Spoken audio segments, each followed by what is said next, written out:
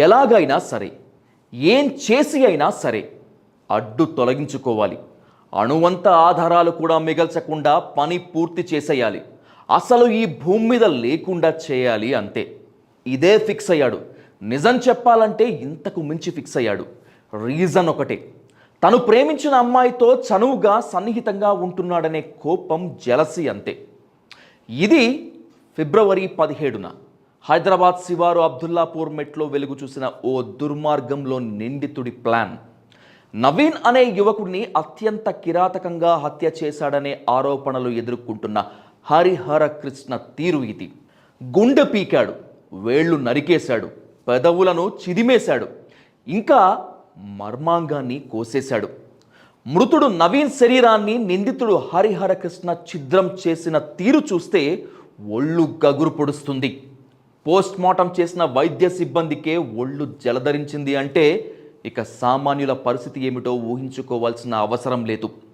ఇంత పగ ఎందుకు, ఇంతటి ప్రతీకారం ఎందుకు అనే ప్రశ్నలకు తను ప్రేమించిన యువతితో నవీన్ అత్యంత చనువుగా ఉంటున్నాడు అనే ఒకే ఒక్క కారణమే హరిహర కృష్ణను మృగాలు కూడా తలదించుకునే దుర్మార్గానికి తీసుకొచ్చింది.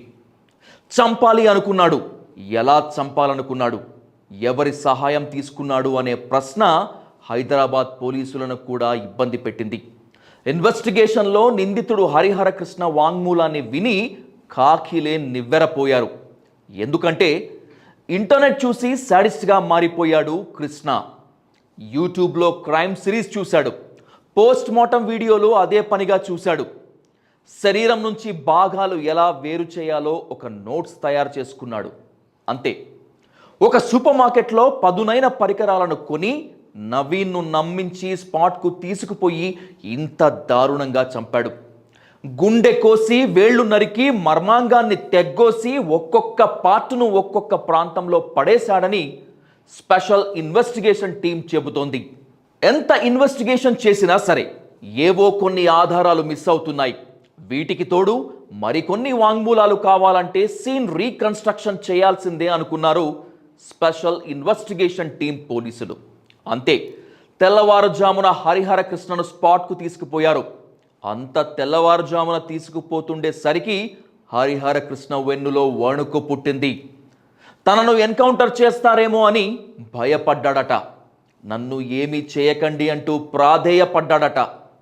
అత్యంత కిరాతకంగా చంపాడనే ఆరోపణలు ఎదుర్కొంటున్న హరిహర కృష్ణలో చావు భయం తొలిసారిగా కళ్ళల్లో చూసింది ఎస్ఓటి.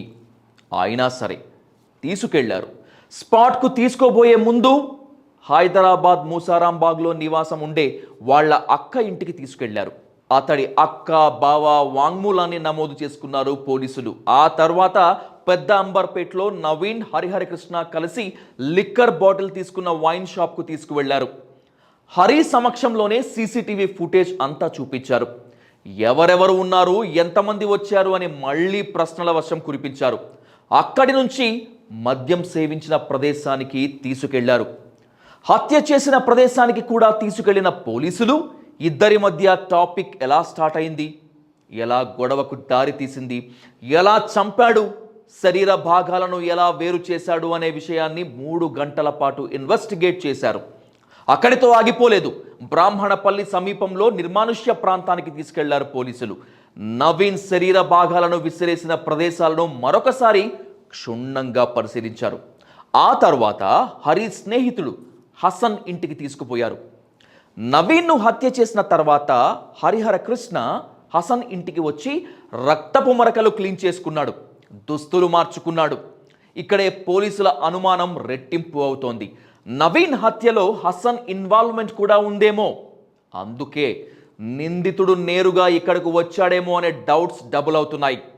హసన్ వాంగ్మూలం నమోదు చేసుకున్న తర్వాత హరిని, ఆ యువతిని ఎక్కడ కలిసిందో అక్కడికి తీసుకుపోయారు.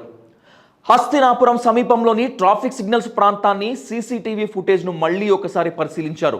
మొత్తంగా ఈ సీన్ రీకన్స్ట్రక్షన్ ఎపిసోడ్ 7 గంటల పాటు జరిగింది. పోలీసులకు ఇక్కడే ఒక సవాల్ ఎదురవుతోంది.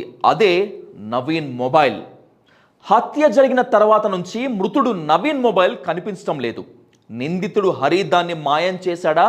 అదే జరిగితే ఎవరికైనా ఇచ్చేశాడా లేక ధ్వంసం చేశాడా అనే వివరాలు రాబడుతున్నారు. నిందితుడు హరి యువతికి మధ్య జరిగిన వాట్సాప్ చాట్ను డిలీట్ చేశారు. దీన్ని రికవరీ చేస్తే మరికొన్ని ఆధారాలు వాట్సాప్ చాట్ ద్వారా బయటకు వస్తాయనేది పోలీసుల వాదన. ఇది ఇలా ఉంటే నిన్న మొన్నటి వరకు ఈ కిరాతకంలో యువతికి కూడా భాగం ఉందని అందరూ అనుకున్నారు. కానీ ఇప్పటి వరకు నవీన్ హత్య కేసులో ఆ యువతికి ఎలాంటి ప్రమేయం లేదన్నారు పోలీసులు. రోజుకో ట్విస్ట్ తీసుకుంటున్న ఈ కిరాతక క్రైమ్ కథా చిత్రం ముందు ముందు మరెన్ని మలుపులు తీసుకుంటుందో చూడాలి.